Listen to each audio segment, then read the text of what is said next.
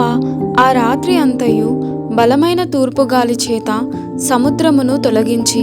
నిర్గమకాండము 14వ అధ్యాయము 21వ వచనము. రాత్రి సమయంలో దేవుడు ఎలా పనిచేస్తాడో ఈ వచనంలో ఉంది. ఇది ఎంతో ఆదరణకరమైన వాక్యం. ఇశ్రాయేలు వారి కోసం దేవుడు జరిగిస్తున్న నిజమైన రక్షణ కార్యం వాళ్ళు మెలకువగా ఉన్నప్పుడు జరగలేదు. ఆ రాత్రి అంతా ఆ పని జరిగింది.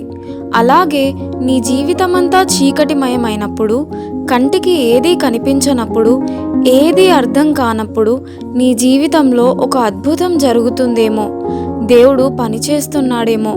రాత్రంతా ఆయన ఎర్ర సముద్రం గురించి పనిచేశాడు.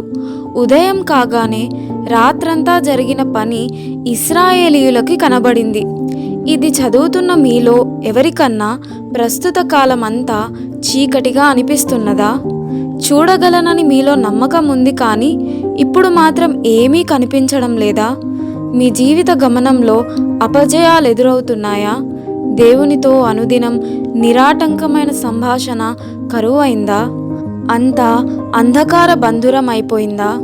ఆ రాత్రి అంతయు దేవుడు సముద్రాన్ని తొలగించాడు. రాత్రి అంతయు అనే మాటల్ని మర్చిపోకండి. దేవుడు చీకటి ఉన్నంతసేపు మీ గురించి పనిచేస్తుంటాడు. వెలుగు వచ్చేదాకా పనిచేస్తుంటాడు. మీరది చూడలేకపోవచ్చు. మీ జీవితంలో ఆవరించిన రాత్రి వేళలంతటిలో నీ నమ్మిక చొప్పున ఆయన పనిచేస్తూ ఉన్నాడు. పనిచేశాడు ప్రభువు రాత్రంతా. ఎగిసిపడే అలలతో, ఉప్పొంగే పెనుగాలితో, ప్రవహించి పారి ముంచెత్తే వరదతో వేచి ఉన్నారు దేవుని పిల్లలు ఆ రాత్రంతా.